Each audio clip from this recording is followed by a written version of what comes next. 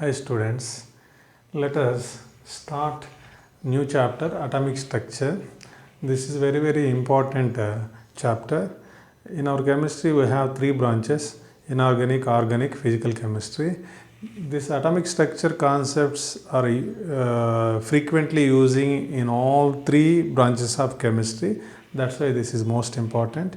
Under this heading we will discuss about the composition of atom and arrangement of different components of atom within the arrangement of different components within the atom.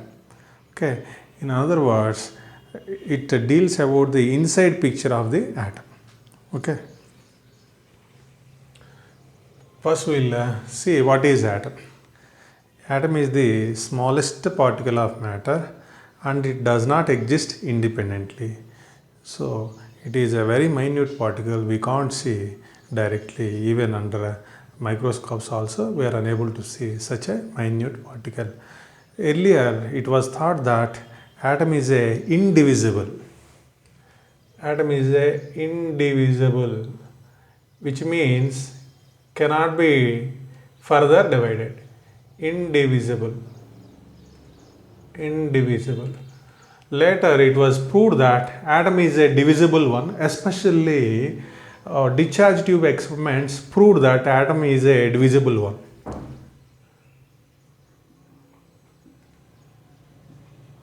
one. Nowadays this is discarded. So later discharge tube experiments leads to the discovery of electron, proton. Even after those experiments, neutron also discovered. From these experiments it is clear that atom is a divisible one and it is made up of electron, proton, neutron. Okay, atom made up of electron, proton, neutron. So atom may consist of some other particles, but mainly these three. That's why these three are collectively known as fundamental particles.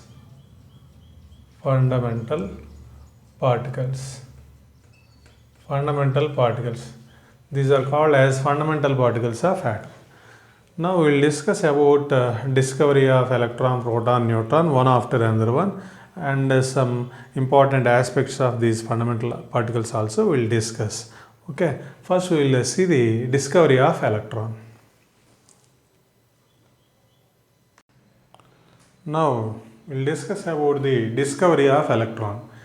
Discharge tube experiments leads to the discovery of electron. We will see what is discharge tube experiment.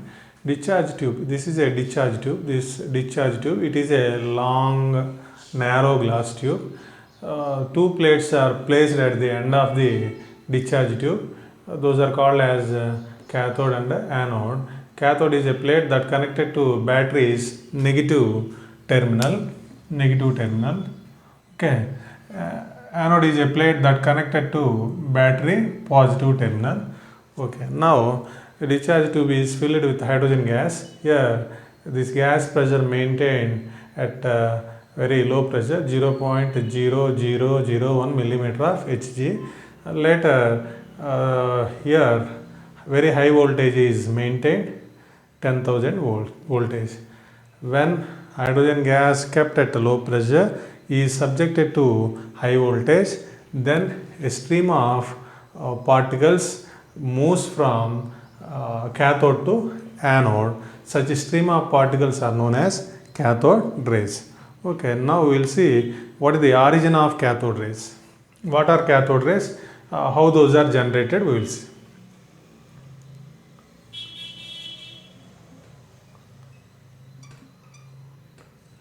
See, here discharge tube is filled with hydrogen gas. Hydrogen gas made up of hydrogen molecules. Under high voltage conditions, hydrogen molecules breaks down into corresponding atoms. So this is a dissociation. dissociation. Later, these hydrogen atoms forms corresponding positive ions, H plus ion, with the release of negatively charged particle. With the release of negative charge. This is ionization.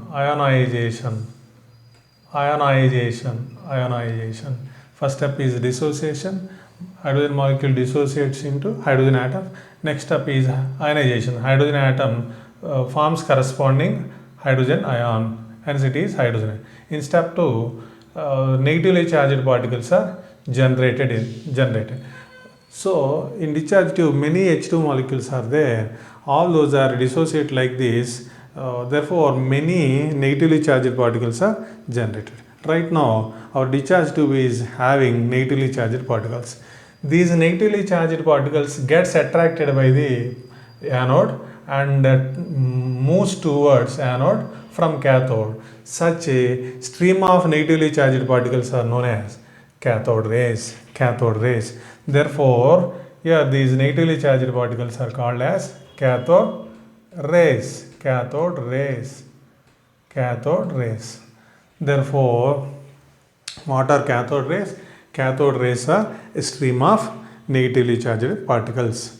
Okay, how these are originated means, see, these are originated from gas taken in the discharge tube. First of all, gas molecule splits into corresponding atoms. Later, atom ionizes and produces these negatively charged particles.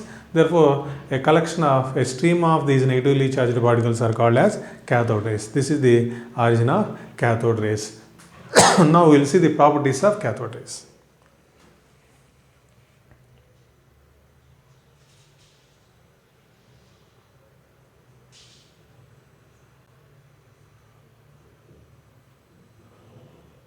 Properties of cathode rays. Cathode rays are a stream of negatively charged particles. A stream of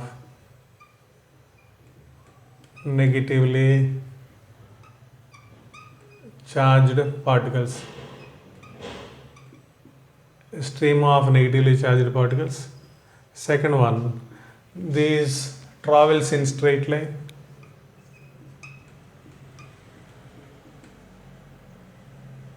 Travels in a straight line.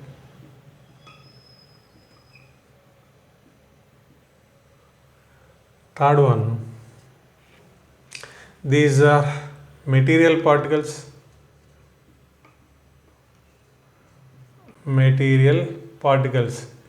Cathode rays are material particles, means these carries definite mass. When a wheel placed in the path of cathode rays, that wheel rotated by the cathode rays, this is only possible when cathode rays carries some mass. So therefore, from this what clear to us, cathode rays are material particles, they possess definite mass.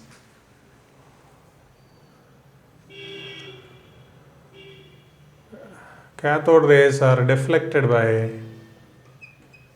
both electric field and magnetic field.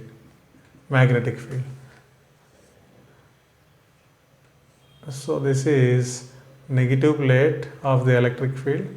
This is the positive plate of the electric field. When cathode rays are passed through electric field, so these cathode rays are bends towards positive plate, which means cathode rays must possess negative charge.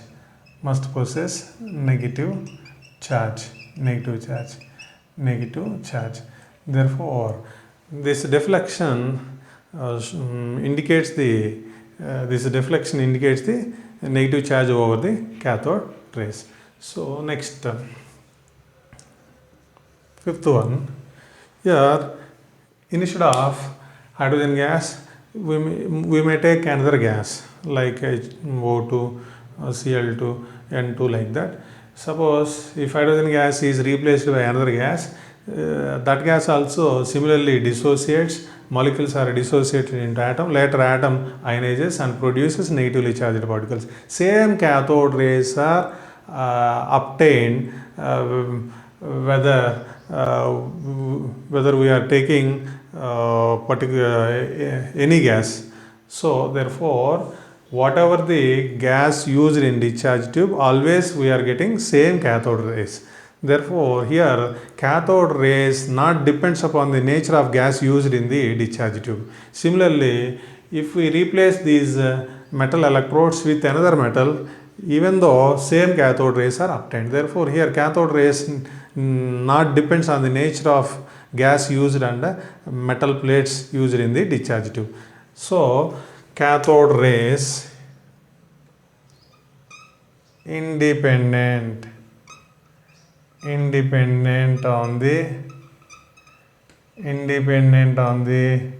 nature of gas and electrode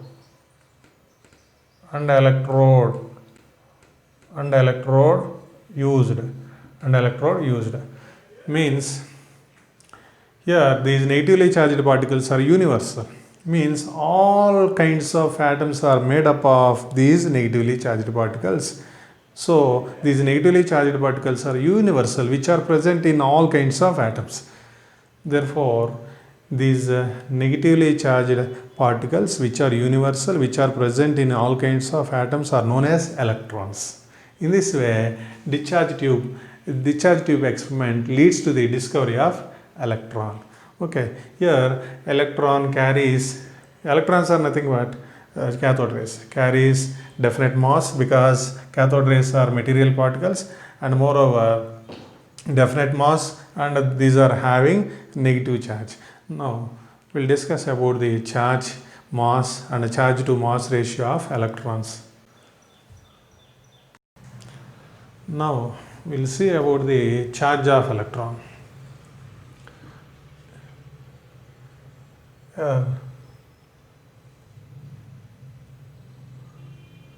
Charge of electron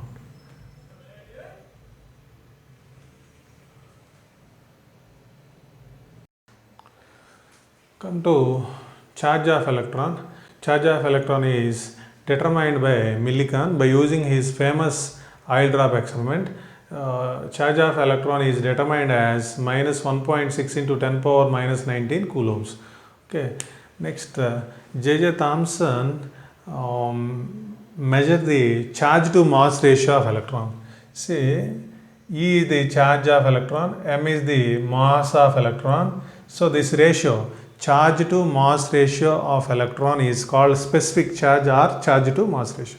So this is charge to mass ratio of electron. This value determined by J.J. Thomson with the help of his famous experiment. Okay, he determined this value as minus 1.758 into 10 power 11 coulomb per kilograms. Okay, charge to mass ratio also called as specific charge. Okay, now its value in terms of coulomb per gram, minus 1.758 into 10 power 8 coulomb per gram. This is per kilogram. Okay, these are these two values, E value and E by M value, experimentally determined.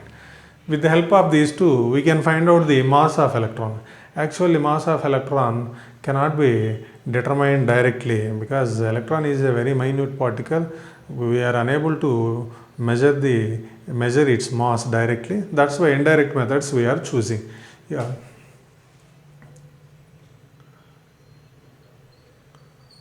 Mass of electron. M. So here mass of electron expressed in terms of charge and charge to mass ratio, E divided by E by M. This is charge of electron, this is charge to mass ratio of electron. Charge of electron minus 1.6 into 10 power minus 19 coulombs divided by charge to mass ratio of electron minus 1.758 into 10 power 11 coulomb per kilogram. Here coulomb cancelled, minus cancelled out. So if you simplify, this comes up, then you will get value in terms of kilogram. So after simplifying this, you will get 9.1 into 10 power minus 31 kilograms. This is the mass of electron. In terms of grams, 9.1 into 10 power minus 28 grams. Therefore, this is about mass of electron. So, charge of electron minus 1.6 into 10 power minus 19 coulomb. Charge to mass ratio of electron minus 1.758 into 10 power 11 coulomb per kilogram. Mass of electron 9.1 into 10 power minus 31 kilogram. These values are important. Till now, we discussed about the discovery of electron. Under that, properties of cathode rays we discussed. Later, some important properties of electron means charge to mass ratio, mass we discussed. Okay, this is about